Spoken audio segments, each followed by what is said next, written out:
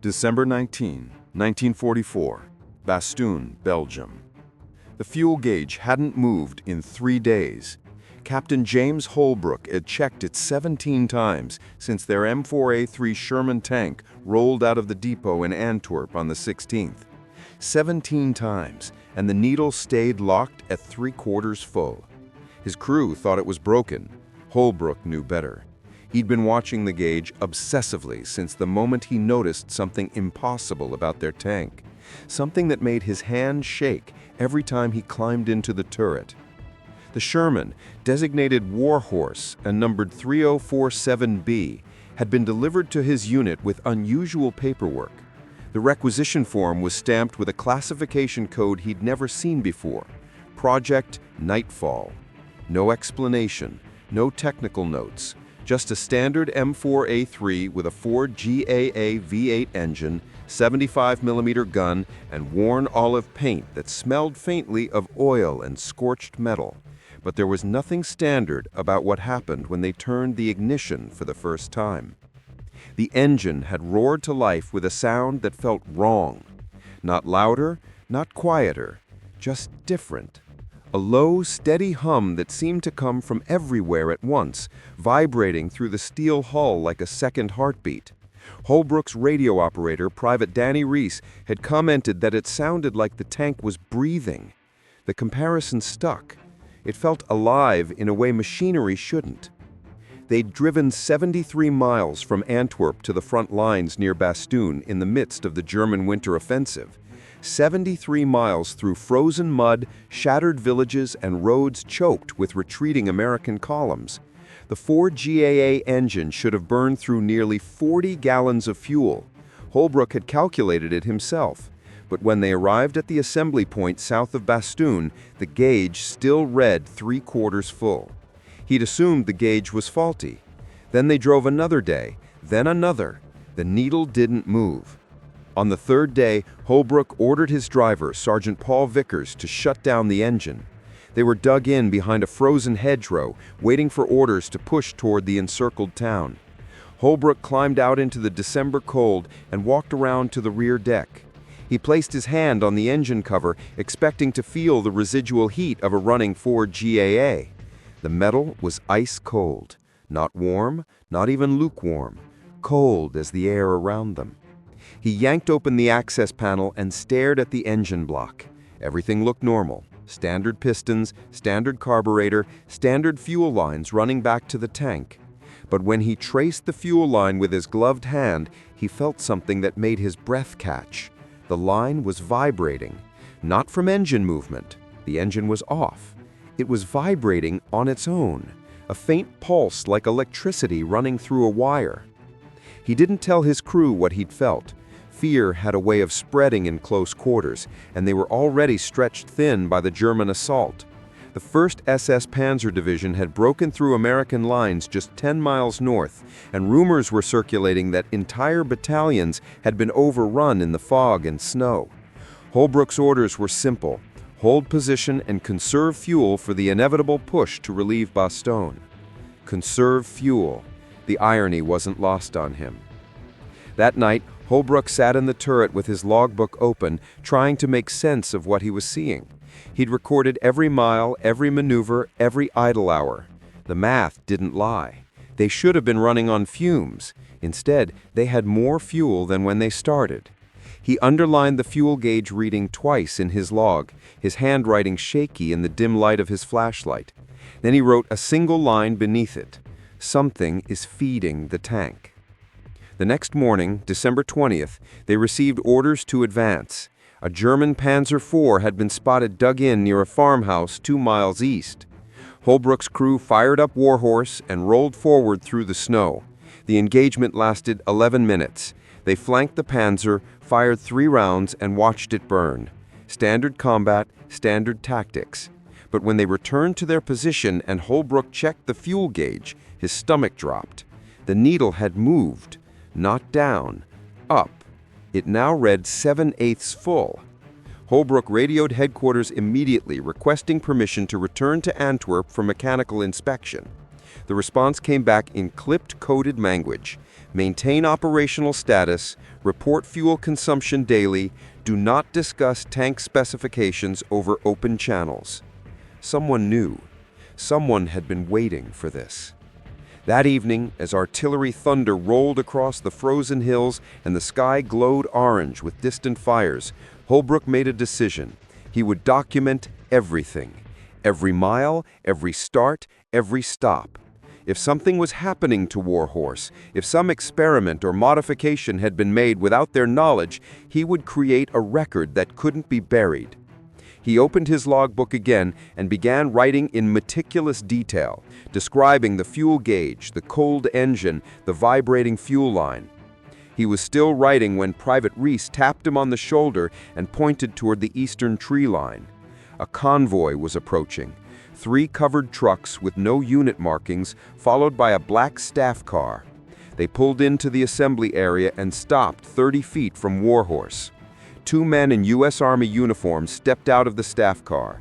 They weren't wearing rank insignia. One of them carried a leather briefcase stamped with the same classification code from the requisition form, Project Nightfall. The man with the briefcase walked directly to Holbrook and handed him a sealed envelope. Inside was a single typed order. Effective immediately, Tank 3047B is to be escorted to a secure location for technical evaluation. Crew will accompany vehicle and maintain operational silence. All logs, notes, and personal observations are to be surrendered at arrival. Holbrook looked up at the man, his throat tight. "What did you do to my tank?" The man didn't smile, he didn't blink. He simply turned and gestured toward the covered trucks. "You'll find out soon enough, Captain. But I'll tell you this, you're not the first crew to ask that question. And the others," he paused, glancing back at Warhorse with an expression Holbrook couldn't read. "The others never came back." The convoy began to move, and Holbrook's crew was ordered to follow. As Warhorse rumbled forward into the frozen night, the fuel gauge climbed past full. December 21, 1944. Classified location, 40 miles south of Liège, Belgium. They drove for 6 hours through blacked-out roads, past burned-out villages and columns of weary infantry trudging toward the front. Captain Holbrook sat in the turret with his logbook pressed against his chest, watching the fuel gauge climb higher with every mile.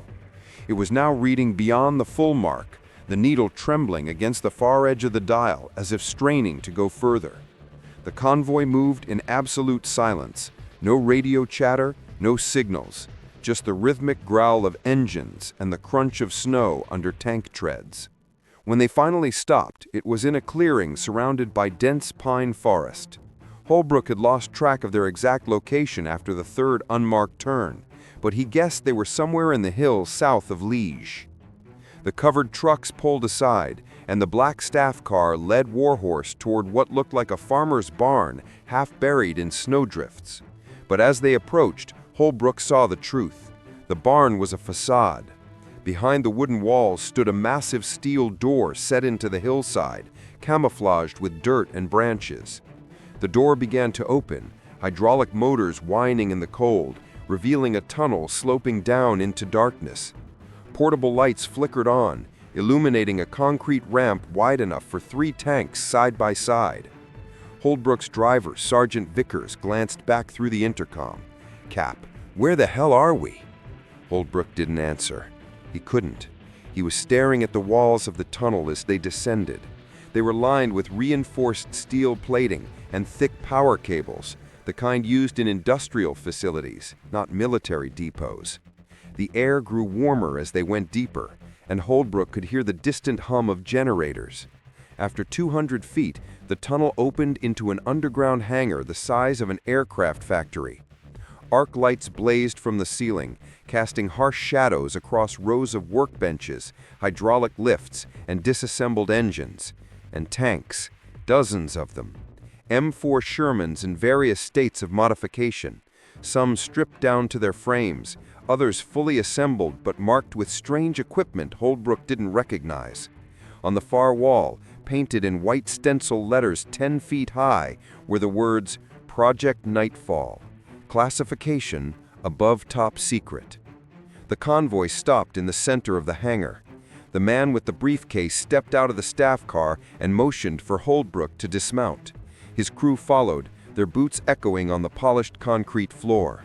Around them, engineers in white lab coats moved between the tanks, taking measurements, checking gauges, scribbling notes on clipboards. None of them looked up. None of them spoke. It felt less like a military installation and more like a cathedral of obsession. The man led Holbrook to a glass-walled office overlooking the hangar floor.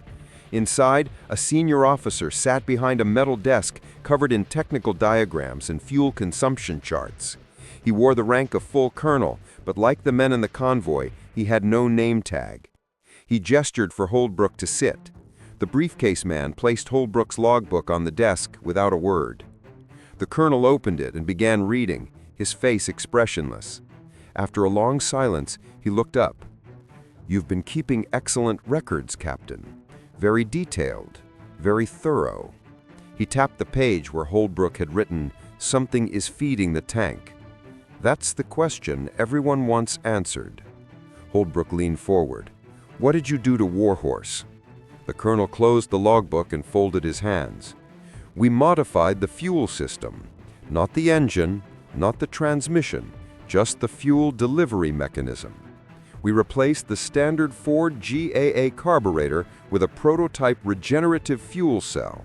It recycles exhaust gases, recaptures thermal energy, and reconverts it into usable fuel. In theory, it creates a closed-loop system. In theory, the tank should never run out of fuel." Holbrook's chest tightened. "That's impossible." "Yes, it should be. But 6 months ago, we received a set of technical blueprints from let's call it a foreign source, a defector from a German research program. The documents described a propulsion system that violated every known principle of thermodynamics. We didn't believe it either, but we built a prototype anyway. And it worked. Not perfectly, not consistently, but it worked." Holbrook stared at him. "How many tanks have you modified?" The colonel's expression darkened. 47. Yours is number 47, and you're the first crew to report sustained performance over 3 days." He stood and walked to the window, looking down at Warhorse, sitting alone under the arc lights. "The others failed. Some ran normally for a day, then seized up. Some caught fire. 3 exploded without warning, killing their crews instantly. We had engineers working around the clock trying to understand why some tanks accept the modification and others reject it. We still don't know." Holbrook's mind raced. "You sent us into combat with an experimental system that's killed people?" "We sent you into combat because we're losing this war, Captain."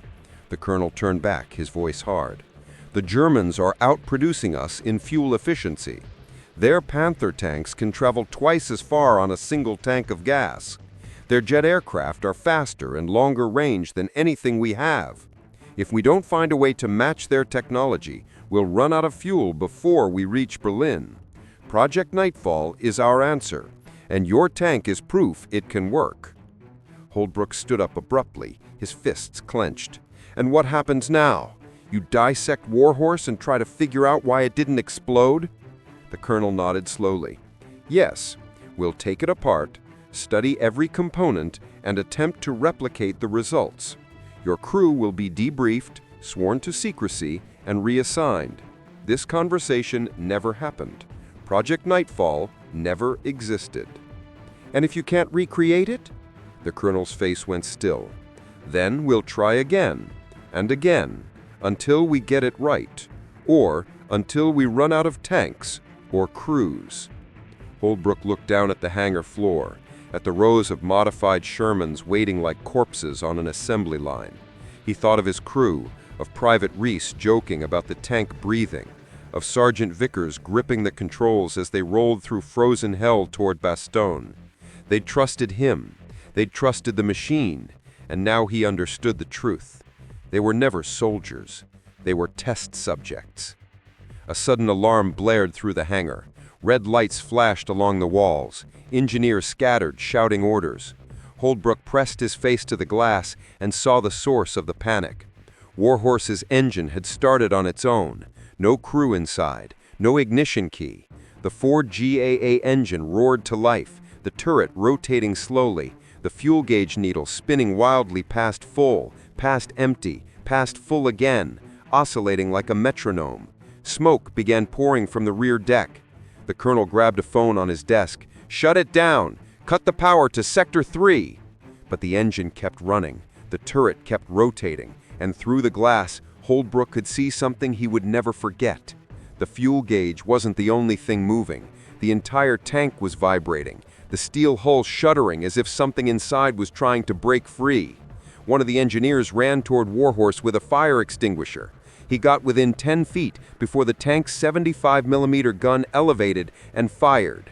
No round, no explosion, just a burst of white-hot energy that vaporized the engineer in an instant, leaving nothing but a scorch mark on the concrete. The alarm wailed, the lights flickered, and Holbrook realized with cold certainty that they hadn't built a better tank. They'd built something else. December 22, 1944, 2:37 a.m., Project Nightfall facility. The underground hangar was in chaos. Engineers in scorched lab coats ran between fire stations, dragging hoses toward Warhorse as black smoke billowed from the tank's rear deck. The Ford GAA engine continued to run, its mechanical roar echoing off the concrete walls like a trapped animal. Captain Holbrook stood behind the glass of the observation office, his hands pressed against the window, watching his tank tear itself apart. The turret had stopped rotating, but the fuel gauge was still spinning, the needle moving so fast it blurred into a silver arc. The colonel stood beside him, shouting into a field telephone, demanding answers that no one could provide. Then, as suddenly as it began, the engine shut off. The smoke stopped. The lights in the hangar steadied.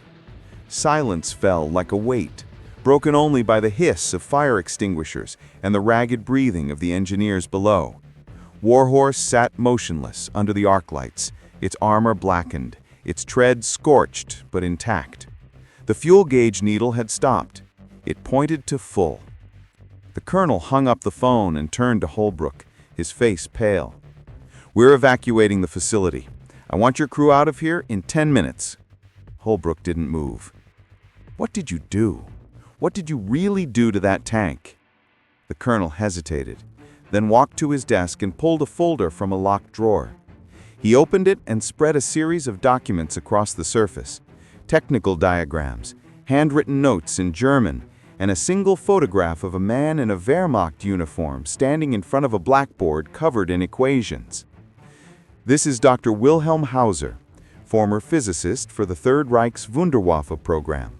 He defected to Allied intelligence in March of 1944 with a briefcase full of blueprints. Most of it was useless, pipe dreams and propaganda, but buried in his notes was something our scientists couldn't ignore." Holbrook picked up the photograph. The man's face was gaunt, his eyes hollow, as if he hadn't slept in years. Behind him, the blackboard was filled with symbols Holbrook didn't recognize, but one phrase was written in English at the top: 0-point energy extraction. The colonel continued, his voice low.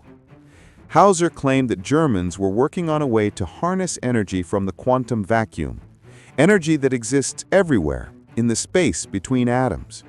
If it could be tapped, it would provide an unlimited power source. No fuel, no combustion, just raw energy pulled from nothing. He pointed to the equations on the blackboard. Our physicists said it was impossible, theoretical at best, but Hauser insisted he'd built a working prototype, a small-scale device installed in a Panzer III during field tests in Poland. He said the tank ran for 2 weeks without refueling, before the device overloaded and destroyed the entire vehicle. The German High Command shut down the project after that. Too unstable, too dangerous.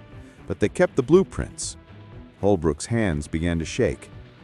"And you built it anyway!" "We adapted it. We didn't have Hauser's original device. We only had his notes, so we tried to reverse engineer it using what we understood. We integrated the core principles into a modified fuel cell and installed it in standard Sherman tanks. We thought we could control it. We thought we could make it safe. He looked down at the folder, his jaw tight. We were wrong. A knock on the door interrupted them. A young engineer stepped inside, his face streaked with soot. "Sir, you need to see this." They followed him down to the hangar floor. A team of engineers had opened Warhorse's engine compartment and were standing in a circle around the 4GAA block, staring in silence. Holbrook pushed through the group and looked inside. What he saw made his breath catch. The fuel cell, a cylindrical device the size of a coffee can, was glowing.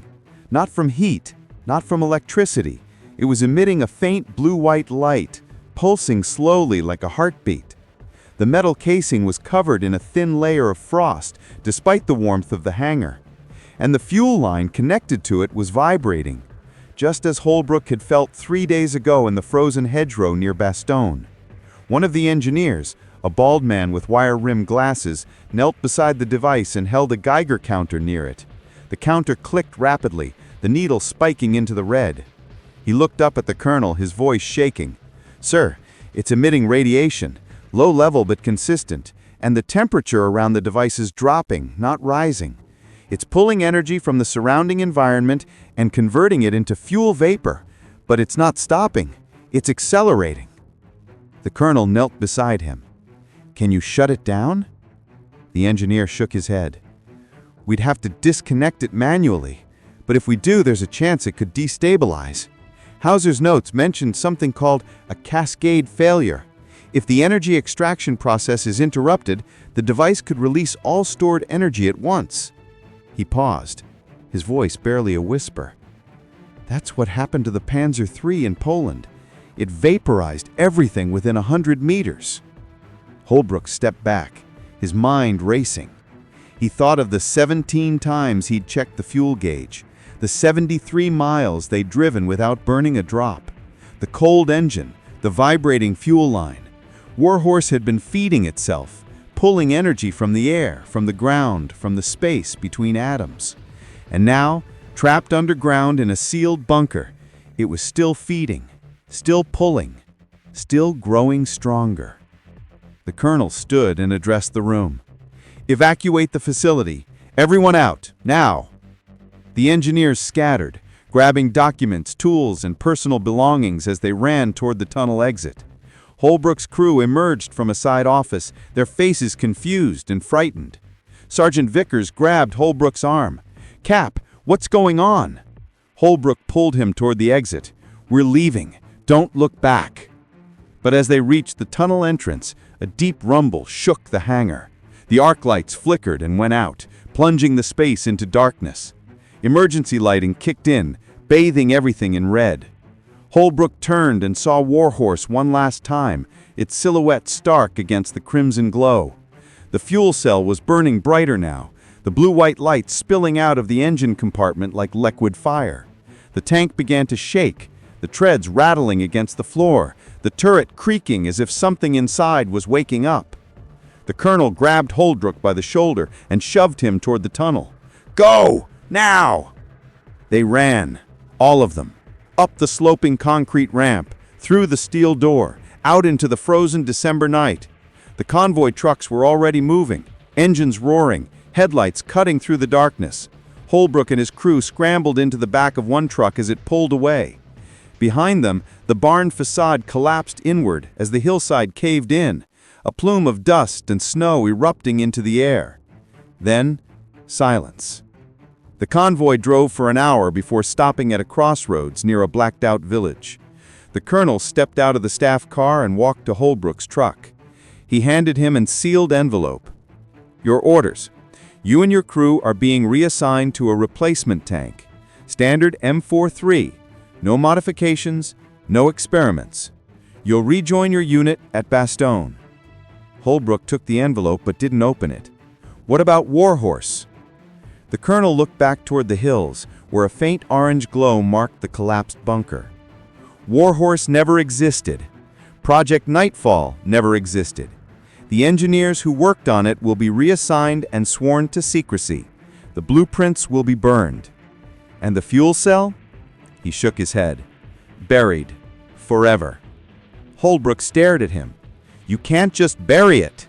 Someone will try again. The colonel's face hardened.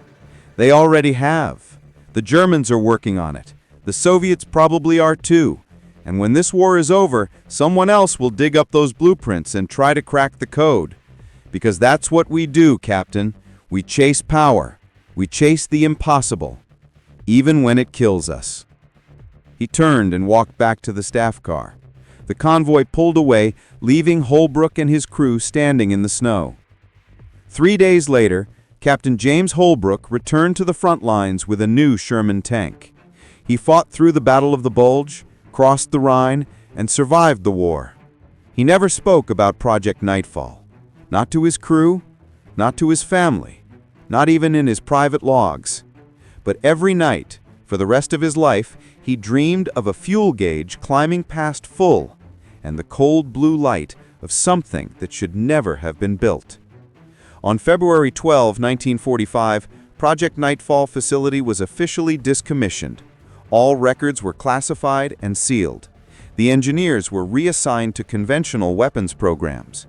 Dr. Wilhelm Hauser disappeared from Allied custody and was never seen again. And somewhere, buried beneath a Belgian hillside under 40 feet of concrete and earth, a device still glows in the darkness, pulling energy from nothing, feeding a machine that no one can shut down. The tank that never needed refueling, the tank that couldn't be recreated, the tank that never stopped running.